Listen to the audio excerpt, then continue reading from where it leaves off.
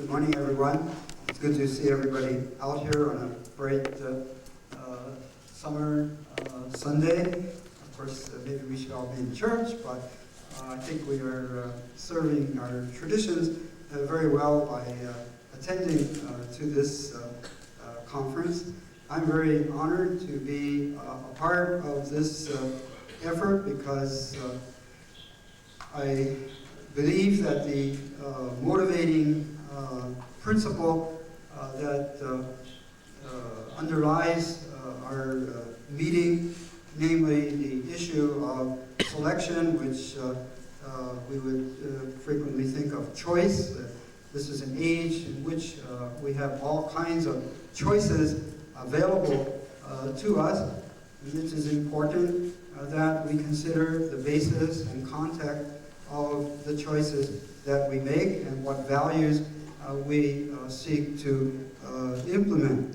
And so the conference this morning, which deals with spirituality and coexistence, is, in my understanding, a most relevant and important issue for us when we look over our world and we see the problems of coexistence, whether it's in Bosnia, Serbia, in Israel and Palestine, or Pakistan, in India, the Hutus and the Tutsis in Africa, and others that I may not even be familiar with. All over the world, people are divided. And we have divisions in our own country that go around racial and sexual identification issues and so on. That it is important that we consider the basis on which we can find coexistence, that we can live together in a peaceful way when our human natures seem to drive us apart. And so I am myself very appreciative of all the efforts of the committee, Bishop Shibamura and his associates that have developed this conference for us. And I just wanted to put in my own remarks. And I would also like to call attention again to the contribution of Professor Alan Andrews. I had begun to get to know him a little better, and his great devotion, particularly his life work that he poured into the study of Honen and his teaching, and had just completed a major publication, preparing a major publication, which I hope someday may see the light of actual publication. But it was a monumental work, comprehensive in its scope and very competent in his materials and using various materials from Japan and the West to elucidate the significance of Honen Shonen's thought. And so without further ado, I would just introduce the members of the panel that will be here as they take their turns in the succeeding program. You'll be able to recognize them. First, I'll introduce Professor Kawai, who will be our first speaker. He's Professor Emeritus, Bachelor of Science in Mathematics, PhD in Psychology. He is Dean of the Faculty of Education at Kyoto University. He's been a Fulbrighter at the University of California of Los Angeles. He's an analytical psychologist and has been at the Carl Jung Institute in Zurich. He's presently the head of the International Research Center for Japanese Study and has authored the text Religion and Science, Buddhism and the Art of Psychotherapy. I will now go to from my right down. Here on my immediate right is Professor Kiyohiko Fujimoto, the professor of Fukyo University. He has a PhD from Otani University and has graduated from Waseda University. He's been a guest scholar at the theological faculty of Marburg University. Germany from 1982 to 1983. He authored a study of the existential theory of religion, Begründe des Germanischen Buddhismus Heiliger Wohnen. I'm not very good at German. Our next speaker is Dr. David Chappell. I don't think he needs too much introduction in the context of Hawaii. In fact, the World Studies of Religion has been a colleague for many years. This is PhD from Yale University. He is now head of the graduate program in the Department of Religion. But perhaps more than any, even of his experience studying Pure Land teachings with the Doshaku Dalcho, David has been a leader in the area of Buddhist-Christian dialogue. And so the issue of coexistent religions interacting together has been a major focus. And so I think we could call him Mr. Buddhist Christian Dialogue, because it goes on within himself as well as within the community. And so I want to call special attention to him. Then we have Professor Mark Uno, who will have a double role as the interpreter for Professor Kawai, but then also as a lecturer in his own right as a participant in this program. He has received his PhD in religion at Stanford University, been a research fellow at Kyoto University, having received a Japanese Ministry of Education fellowship. He is an accomplished, and I think that's a very limited term for the skills and ability, which the insight that Professor Uno has shown. Has numerous.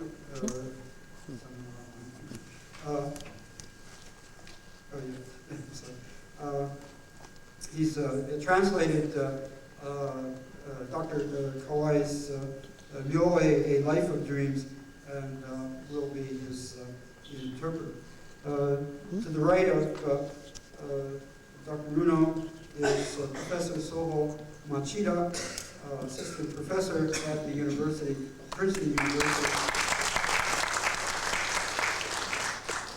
He was attracted to religion from childhood, becoming a Buddhist priest at the age of 14. After 20 years at Daitokuji Temple in Kyoto, he left the priesthood and came to the United States, gaining an MA at Harvard University and a PhD at the University of Pennsylvania. He has authored a book, Renegade Monk, Honen, and Pure Land Buddhism. I want to welcome Dr. Machida. To his right is Professor Salim Ahmed, who is the American Christian advisor here in Hawaii. He has a PhD in agriculture from University of Hawaii and has been a major spokesman for Islam in the Hawaii community.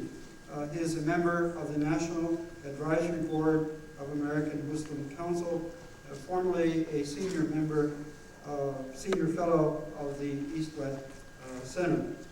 He has been a Fulbrighter in Japan and India, engaging in agricultural study. Presently, he is associated with the Equitable Life Insurance Company. To his right is Dr. Tanabe, and again, a person with whom I think members of this community will be very familiar as a participant in many local programs dealing with religion. Dr. Tanabe has a strong commitment to education and to educating people on the issues and concerns of religion. He has a PhD in East Asian languages and cultures from the Columbia University. This year he's been on sabbatical and doing research in areas that touch all of us in one way or another.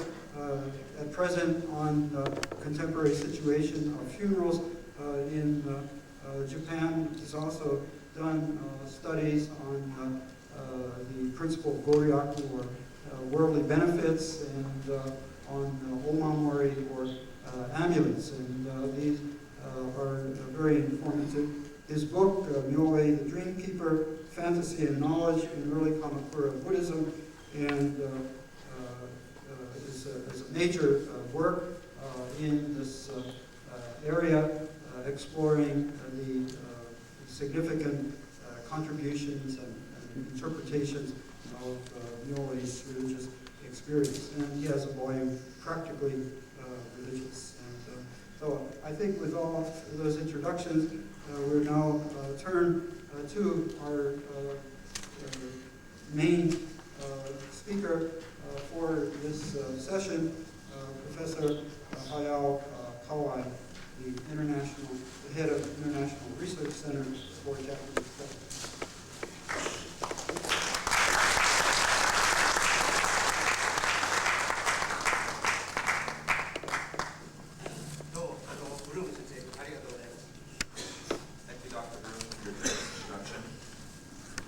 このような記念すべき会に基調講演をすることになりまして、非常に光栄に思っておりますし、またありがたく思っております。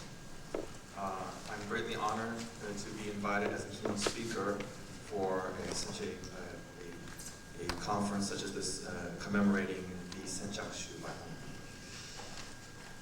ハワイというところは私にとって非常に懐かしいところでありまして、1959年にですね、フルブライトスカラシップスチューデントとして私はここで6週間、オリエンテーションを受けました。Hawaii is a place that has holds many fond memories for myself.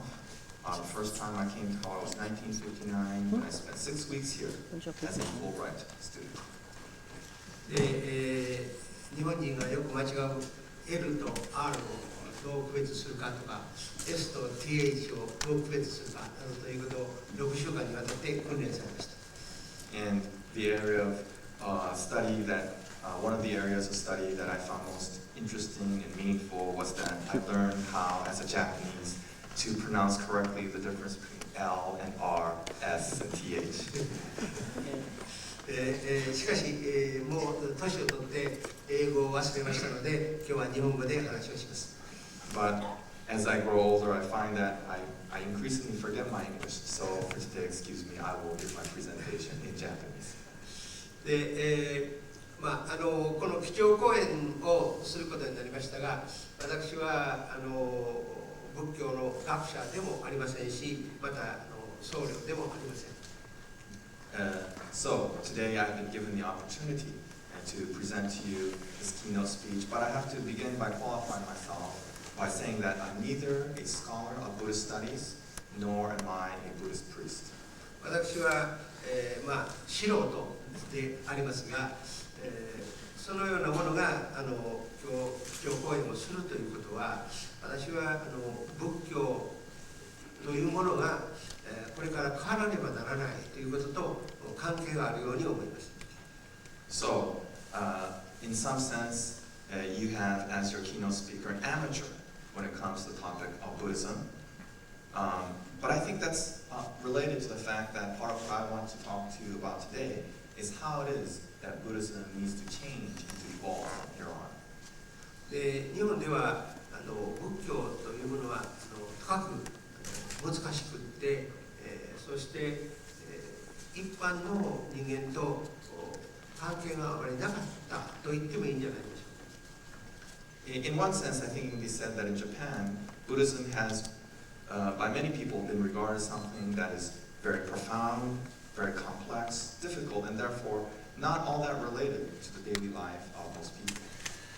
私は初めてアメリカに来ましたときにですね、私が仏教徒であると言いますと、お前はそうすると仏教の経典をどのぐらい読んだかとか、1週間に1度は説教を聞くのかと聞かれまして、全部ノーと言いましたらですね、それでも仏教とかっていうふうに大変珍しがられました。 When I first came to America, and people asked me about religion, and I would say yes, Buddhism is my religion, and they would ask me, well, what does that mean? How often do you go to Buddhist temples? Do you read Buddhist scripture? And to all these questions, I answered no. And they would say, well, then what does it mean to be Buddhist? そう私が言いましたのは、いや死んだ時にはお寺へ行かせていただくことになっております。And so my answer was, well, when I die, then I will get to go to the temple. しかしどうもそのような仏教ではなくて、今生きている普通の人間が生きているということと仏教とがもっと深く関係しているという考え方で、これから仏教を考え直そうとされているのではないかと思います。 But of course, it's not that kind of Buddhism, that is to say, the Buddhism that one attains only after one has died, which I want to talk about today, but the Buddhism that has meaning for ordinary peoples as we all live our daily lives. で私は今も言いましたように、仏教と関係のない、心理療法家でありますが、そこでいろんな人の生きる上についての悩みを聞いているうちにですね、だんだん私自身が仏教に関心を持つようになりました。 My profession is as a psychotherapist, someone who listens to the problems and difficulties that people encounter throughout the course of their lives. And through that process, actually, it is that I have found Buddhism to be increasingly meaningful. で、そのような私の経験から今日はお話をしたいと思います。 In that sense, my talk today comes not from specialized scholarly knowledge of Buddhism, but from my experiences as a psychotherapist. というわけで、平和共存と仏教という題ですが、私はこの平和共存という時に、今お話もありましたが、イラクとアメリカとかですね、あるいは、その他の国々の間でどういうことが起こっていくかというよりはですね、もう身近にですね、自分のファミリー、家族の中で、一体家族は平和共存しているのかという方を考えました。For that reason, when I learned that the theme for this conference is Buddhism and peaceful coexistence in the world, of course, as Dr. Bloom introduced, relations between Iran, Iraq, and various other cultures and nations is key to this theme. But when I looked at this theme, I thought, actually, it must begin much more close at home, intimately. For example, in the family, do we have peaceful coexistence within the family? で、日本ではもう皆さんもご存知だと思いますが、親子の間の争いは非常に多いです。で、子供が親を殺した時には親が子供を殺したということさえあります。As many of you know, in Japan, a parent-child relationship is quite complex, and often there is conflict. Sometimes the conflict takes extreme forms in which we know from news reports that children sometimes kill their parents, and even parents kill their children. で、実は最近私は中国でも国際シンポジウムがあって、行きましたが、その時のテーマはファミリー、家族ということでした。そして中国でも家族問題でいろいろ苦しんでおられるということを知りました。 I recently had an occasion to attend an international symposium in China, where the theme of the symposium was the family, and I learned that in China as well, there are many problems within the family. で、アメリカでもその家族の間での平和共存というのはおそらくなかなか難しいのではないかと思います。 And I have a sense that in America as well, family relations can often be complex and conflicted. で、日本のことで私はお話をしたいと思いますが、日本の場合は、近代になって、個人主義ということが日本人の間に広がってきたわけですが、その個人主義というのはなかなかそのまま理解されずに利己主義になってしまうということが多いと思います。 Of course, my experiences, and therefore much of what I have to say comes from my experience in Japan. Modern Japan has seen the rise of what is termed as individualism. But oftentimes I have to question whether Japanese really understand individualism as a concept that has been developed, as it has in the West. And oftentimes I believe that individualism is often interpreted and practiced as really self-centeredness. で、そういう点も考慮しまして、今から仏教のお話をしたいと思います。So it is on this basis, on the experiences that I have had, and this kind of framework within which I would like to make my presentation today. まず第一にですね、皆さんよくご存知のように、フロイトという人は、エディプスコンプレックスということを言いました。As many of you know, the psychologist Sigmund Freud came up with the idea of the Oedipus complex. で、彼の考えでは父親と息子の間の葛藤というのが人間にとって本質的に非常に大切なことであると言ったわけです。And Freud is a psychologist who focused on the relationship between father and son as fundamental to the existence of human beings. で、それに対しまして、日本の精神分析家の小澤平作、この人は実はフロイトにも合っているんですが、この方がですね、エディプスコンプレックスだけではなくてアジャセコンプレックスということが大切ではないかと言いました。In Japan, earlier this century, there was a psychoanalyst by the name of Kozawa Heisaku, who in fact had studied with Freud, but instead of focusing on the Oedipus complex as being fundamental to human life, Kozawa came up with another complex, which he called the Ajatashattu complex. で、これ非常に興味深いことなんですが、小澤平作という方は、仏教の経典をよく読んでおられて、このアジャセの話を仏教の経典から、取られたようであります。Kozawa was someone who was well versed in Buddhist thought and Buddhist scripture, and the story of Ajatashattu, which forms the center of the Ajatashattu complex, is something that comes from Pure Land scripture. ところが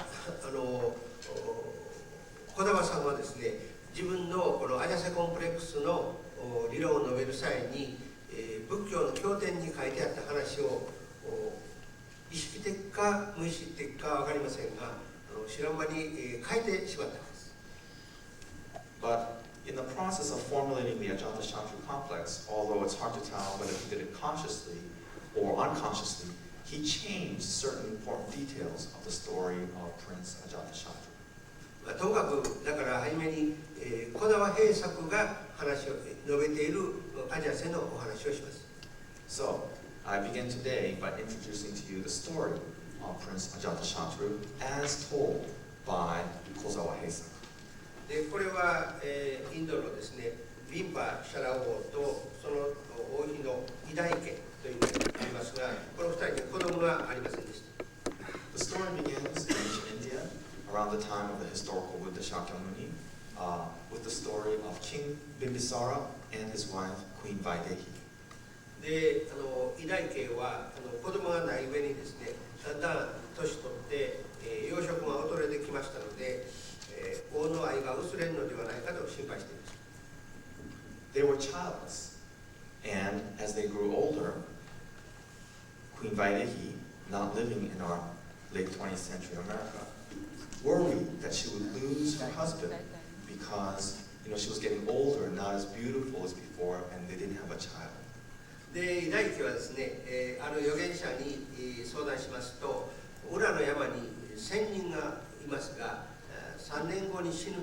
そしてその死んだ後でその1000人はイダイ家の子供として生まれてくるであろうというふうに予言します。So, she sought out counsel from a wise man who said, well, there is a kind of a hermit living in the mountains who is a kind of a spiritual figure. When he dies, 3 years hence, he will be reborn as her son. ところがイダイ家は3年間待つことができなくて、その1000人を殺します。そうすると1000人はですね、死ぬ時に私はあなたの子供になるけれども、生まれた後は必ず父親を殺すと言います。But she couldn't wait. So she killed the wise man in the mountains so that he would be reborn as her son. And at that moment of death, the wise man said to her, "Yes, I will be reborn as your son, but your son will kill your husband."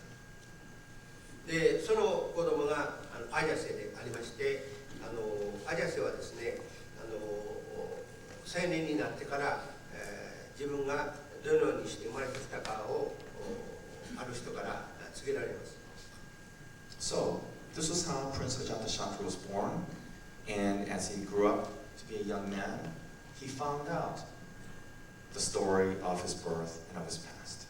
そこで彼はまず父親を幽閉します。So at that point, then Ajase confronts his father. ところが王妃ですね、イダイ家が密かに、王様に、食物を差し入れていたので、王様は知りませんでした。So, and Ajase then, because of his anger about all that has happened to him, imprisons his father and basically sentences him to die. But Queen Vaidehi, loving her husband, sneaks food into him. で、アジャセはその母親の行為を知って、怒り、母を殺そうとします。Finding out what his mother has been doing, Prince Ajatashatru becomes very angry and wants to kill his mother. しかし、それは大臣に止められまして、それ以降、アジャセは大変な皮膚の病気になります。But he's stopped by one of the king's advisors, and completely frustrated and angry, he starts to break out. Prince Ajatashatru starts to break out with boils on his skin. で、しかし、そこに、釈迦が現れまして、そのように苦しんでいるアジャセは釈迦によって救済されるわけです。And it is at that point that Prince Ajatashatru meets for the first time, encounters the Buddha, Shakyamuni. And Shakyamuni, with his compassion and wisdom for Ajatashatru, seeks to heal him. で、この話を元にしまして、エディプスコンプレックスの場合は、子供が父親を殺してしまう。父親を殺してしまった後で、その罪に苦しむ。しかし、このアジャセコンプレックスの方は、母親を殺そうとするんだけど、結局許されて、罪を許されたために自分が苦しむという相違があるというふうに、小沢平作は考えます。In contrast, the Oedipus complex, in which the son kills the father and then suffers from the guilt and the sin incurred by killing the father. In the case of Prince Ajatashatru, he is, in a sense, forgiven for wanting to kill his mother, which he doesn't in the end, but being freed, in a sense, from the responsibility, and yet having had the intent to kill his mother, he suffers from a sense of guilt and sin. で、この話だけを聞くと、少し母と子供の関係が分かりにくいんですが、非常に面白いのは、この小沢平作の弟子のですね、小此木圭吾という学者がいますが、小此木圭吾さんがアジャセの話をしますと、また知らん間に変わっておりまして、このアジャセがですね、皮膚の病気で苦しんでいる時に、お母さんが手厚く看護してくれたという話に変わっています。So at the center of this story of Ajatashatru is a very complex mother-son relationship. One of Kozawa's disciples, Okonoki Keigo, another psychoanalyst, when he tells the story of Prince Ajatashatru, introduces still more changes. And in the version of the story that Okonoki Keigo tells, when Prince Ajatashatru starts to break out in boils, it's the mother who tends to her son's ills. で、したがって、母親はですね、自分を殺そうとした子供を手厚く看護する、そのような母親の愛に対して、子供は自分は悪いことしたのにここまで手厚くしてくれる母に対して罪悪感を感じるんだというふうになります。 So in the version told by Okonogi, Ajatashatru begins to feel guilt for his actions because the mother that he tried to kill is the very one who gives him so much love. で、このアジャスコンプレックスという考え方は、小沢平作さんが言っていた頃はあまり誰も注目しなかったんですが、むしろ戦後になりまして日本の母親と息子の問題が随分いろいろと出てきた頃にですね、もう一度注目されるようになります。 In the early years, when Kozawa formulated this Ajatashatru complex before the Pacific War, not that many people paid attention to it. But after the war, when in Japan, various problems between parents and children began to emerge psychologically, is when people began to pay attention to this complex that he formulated. そこで、小木さんはですね、このアジャスコンプレックスの話をいろいろ書いたり話をしたりしたんですが、その時にですね、ある仏教学者の方がそんな話は聞いたことがないと。で、アジャスの話は自分は知ってるけれども、どうも話が違うようだというふうに言います。 So when Okonogi began to talk about this reformulated story of Ajatashatru, Buddhist scholars began to say, well, you know, I know that story, having researched Buddhist scriptures, but I think his version is different from what we're familiar with in Buddhism.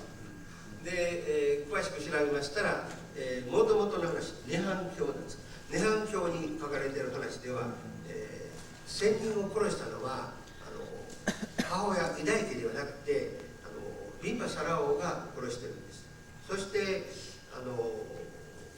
実際にアジャスはですね、父親を殺してしまうんですね。母親じゃなくて父親を殺してしまうんです。 In the Buddhist scriptures, specifically the Nirvana Sutra, the story as we find it in the text is that it's not that Queen Vaidehi kills the hermit in order that he may be reborn as her son, but it's King Bimbisara. And it's not that the focus of the story is not that Ajase attempts to kill his mother, but that Ajase actually kills his father, King Bimbisara. だからもともとの話は父と息子の話です。 So the original story, like the Oedipus complex, focuses around the father-son relationship. ところがなぜこれが母親に変わったかというと、その涅槃経の話を見ると分かるんですが、このアジャセは父親を殺すんですが、結局のところはお釈迦さんが現れて、アジャセは救われるんですね。だからどんな悪いことをしてもお釈迦さんが救ってくれるというところに非常に母親的なイメージを感じたんではないかと私は思います。 So why is it that in the version that Kozawa and Okonogi relate, the mother-son relationship becomes dominant? And my sense is that in the story that's told, no matter how evil Prince Ajatashatru is, the Buddha appears to save him from his circumstances, moral, spiritual circumstances. And in that sense, the figure of Shakyamuni and the influence of the Buddha's compassion is much more maternal than it is a father-like action. And I think for that reason, they emphasize the mother-son relationship.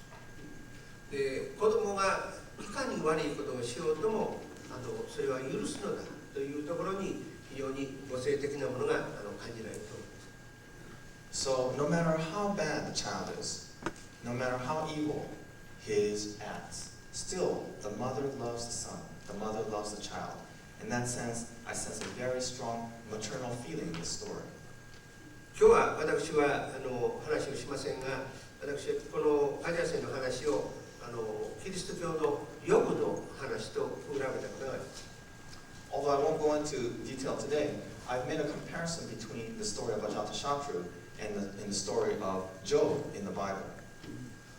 ヨブ記に現れる神の姿とですね、このアジャセの話に現れる仏、釈迦の姿は全く対照的だと思います。But without going into detail, I think most of you are familiar with the story.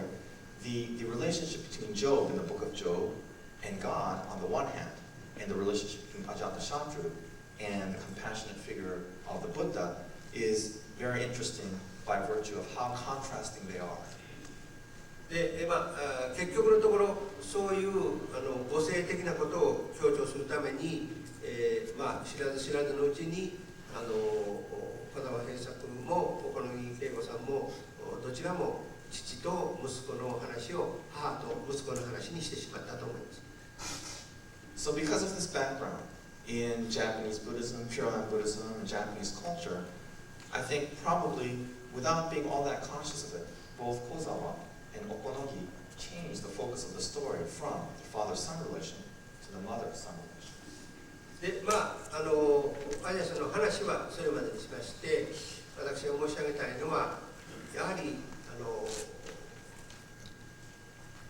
父親のように厳しい姿とともに母の優しい姿といいますか、この両方があるということです。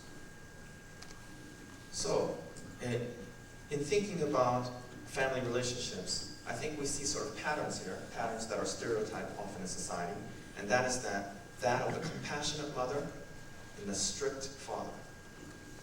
で仏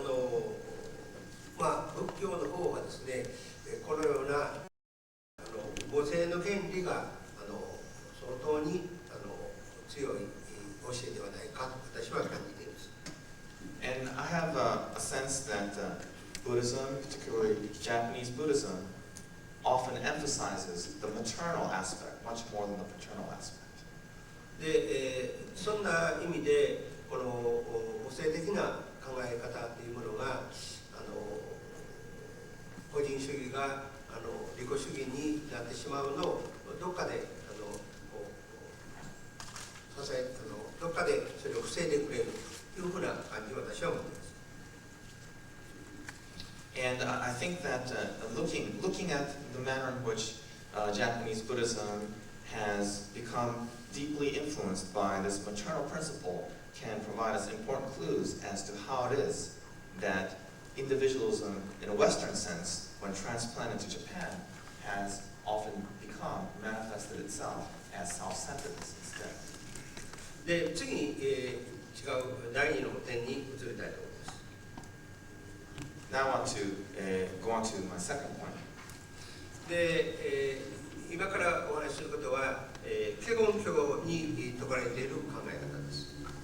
Second point that I ultimately want to relate to my talk is based around the Avatamsaka Sutra of Mahayana Buddhism. で、これは華厳教だけではなくて、仏教全般にも言えることだと思いますが、仏教ではこれは自称と言いますか、自性ですかね。自称。ね、自称がないということを言います。A prominent idea in the Avatamsaka Sutra, but not just in the Avatamsaka Sutra, but generally speaking, Mahayana Buddhism, is that there is no fixed reality in the self or in all phenomena, no fixed self. で、私という人間がいて、海野さんがいて、そしてコップがここにあるわけですが、我々これを区別して考えていますけれども、本当のところは本来的には私もいないし、海野さんもいないし、コップもないというふうに考えるわけです。So in this Buddhist way of thinking, of course, here I am sitting next to the translator, here I am drinking from the cup, but ultimately there is no such thing as a cup separate from myself or a translator separate from myself. Ultimately, there are no fixed positions. Ultimately, everything is fluid and one underneath. で、そう言っても実際に私はここに存在しているわけですね。But even if we talk in this way, of course, practically speaking, in terms of my experience, I am here. That's an undeniable fact. で、それを華厳教ではどう考えるかというと、結局私というものは私自身によって決まるんではなくて、私とこのマイクロフォンの関係、私と海野さんの関係、あるいは私と皆さんとの関係、私と天井との関係、すべての関係の相和によって私というのはここにいるというふうに考えます。So, in light of the Avatamsaka Sutra, how do we reconcile the fact that I experience myself as an individual human being and the fact that ultimately there is no fixed self? Well, in Buddhism, the fundamental idea is reality is relational or interrelational. So, yes, I exist here, but I exist as a manifestation of the relationship between myself and the translator, myself and Dr. Bloom, the microphone, the ceiling, everything. で、皆さんの持っておられるこれ持っておられましたら、こういう絵が描いてあると思いますが、これなんていうんですか、持っておられる方は見てください。つまり非常に面白い考え方で、私がいるということから考えるんじゃなくて、全部の関係によって私がいると考えますので、私はこれは関係を優先する考え方というふうに言っています。For those of you who have the packets, on the last page of my talk, there's a diagram there, which I use to illustrate this relational view of the self as we find it in Buddhism, in which instead of beginning with the fact of my own existence, I see everything in terms of relation first. That is to say, it is precisely because of my relation to the translator, Dr. Bloom, to all of you that I exist here today. Rather than saying I exist first and then relate myself to you, it is because of the relationship of everything to me that I exist. で、ここでもちろん西洋の近代の考え方によっておられる人はですね、この考えを非常に変と思われると思います。皆さんは個人から出発する、私、愛というものから出発して、私がどんな関係を持つかというふうに考える。Even those of us who have been exposed to these Buddhist ideas, if we have been raised and educated in the West, there is some level which there's a profound difference between our background in Western individualism, which really begins with the individual moral and spiritual agency of the individual self, as opposed to this relational view. ところが、日本語を考えますと、日本語は非常に面白いのでして、厳密な意味でですね、英語の愛、あるいは you という言葉は、私は日本語にはないと思っています。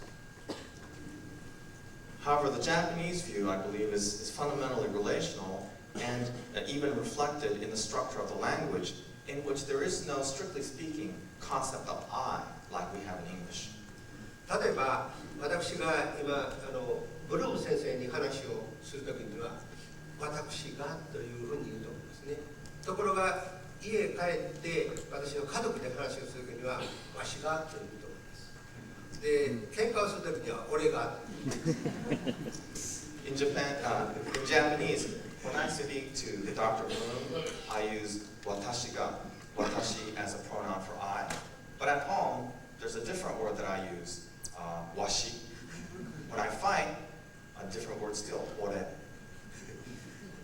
で、つまりですね、関係の方が先に私を否定してるんです。私が愛じゃなくて、関係から私が決めてる。So, in that sense, of course, it's not at all that there isn't an I in Japanese, but it's that the word for I depends on context precisely because it's the relation, the social relation of the moment that determines which I it is that I use and therefore appears in the moment.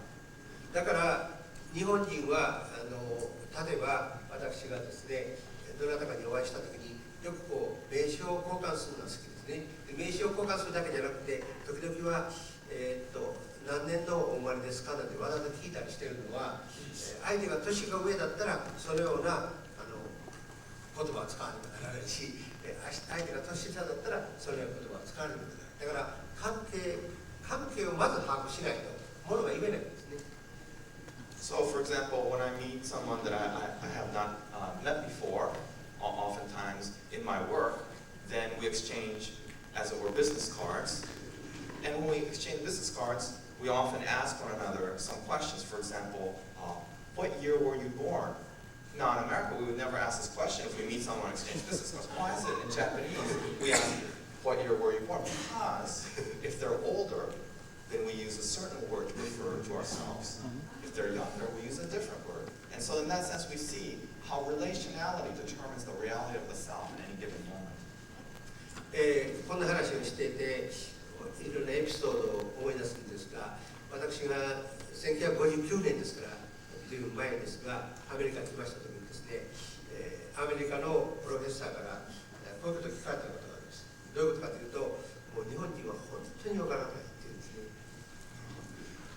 When I talk about this kind of topic, I recall many episodes from my American experience. When I first came here in 1959, one professor said to me, I really have a hard time understanding the Japanese. で、そのプロフェッサーは数学、マテマティクスの先生でして、そこに日本の学生が来たんですね。で、日本の学生が分かってるか、自分の講義が分かってるか心配になったのでですね、非常にそのファンダメンタルな質問をですね、終わってから行ってちょっと質問してみたんですね。そうすると日本の学生がすぐに「I don't know」って言ったんですね。And why is it that this professor said, I really have a hard time understanding Japanese? Well, one time he was a mathematics professor. He finished his lecture. He was very worried because he had a Japanese student and wanted to make sure that the Japanese student understood his lectures in English. And so he asked the student after the lecture, did you understand what I was saying? And he asked the student a very basic point. And the Japanese student immediately answered, I don't know. そこでプロフェッサーはですね、これはもうこの学生は全然分かっていないと思ったら、試験にその生徒は100点を取りました。So he was really worried that the student didn't understand any of his lecture. But in the final exam, at the end of the year, the student got A, 100% correct. で、その先生が私にですね、どうして彼はああいう時に「I don't know」と言ったのかということを聞かれました。So the professor asked me, well, why was it that when I asked him if he understood my lecture, the student said to me, I don't know. で、それは私が説明しましたのは、わざわざですね、先生が自分の頭で来て、そして非常に分かりきった質問をするというには、これは非常に深いわけがあるに違いないと。要するに常に関係を考えてますから、その質問をその通りに受け止めることはできない。だからそれはもうどうも自分には分からないというふうに答えたんだろうと私は思います。So, my own sense of this was that when the mathematics professor asked the student, did you understand my lecture? And the student answered, I don't know, or I don't understand. It's because the student, having been asked such a simplistic question about the lecture, thought, based on the fact that here was this professor who he greatly respected and was taking the time to come to him to ask a question about his lecture, must have been asking a very profound question.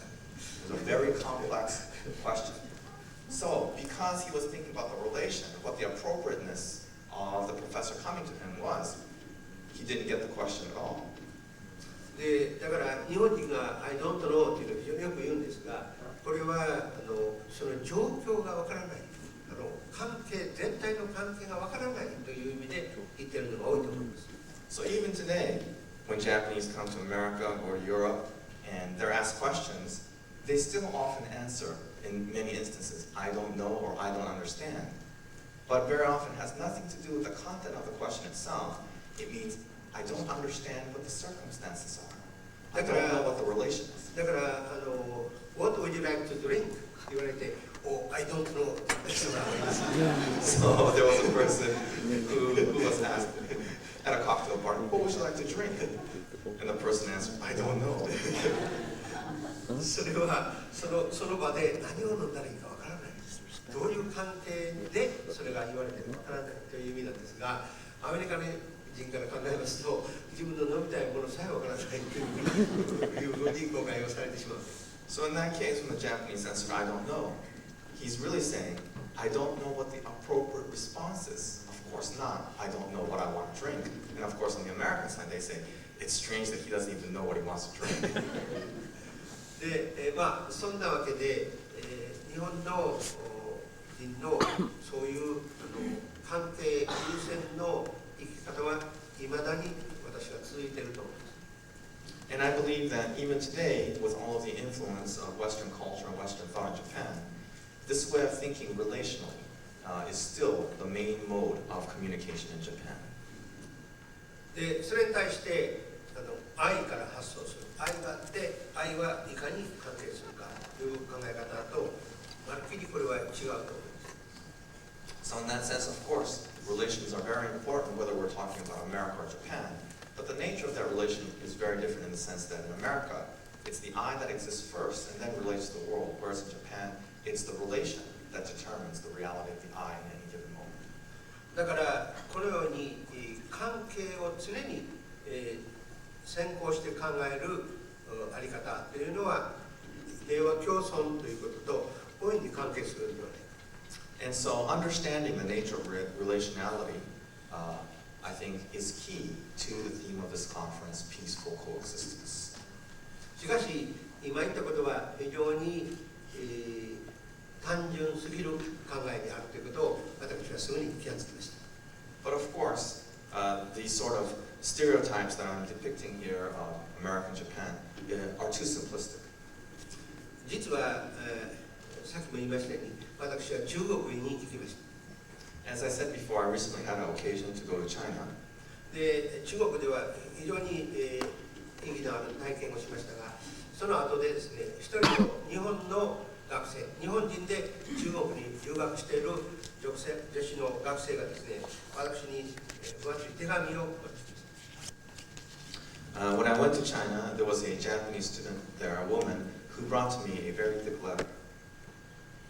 でその手紙を後で読みますと、簡単に申し上げますと、その日本の留学生はですね、中国に留学して、友達ができてみんなに親切にしていただいて、非常に嬉しかったということをまず書いています。 And in that letter, this Japanese woman who was a student in China, when I read it, she talked about how she had made many friends in China. ところが非常に親しくなると中国の方がどんなことを言ったかというと、あなたと親しくなったから言いますがということを前提に、いかに日本の軍隊が中国で中国の人を虐待したかという話をしました。 But she continues by saying that when she became very close friends with some of her Chinese peers, then they would come to her and say, well, it's because we're very close friends, there's something I have to tell you, and that's that we have a deep feeling of resentment towards Japanese army that came in during the war and committed many atrocities. で、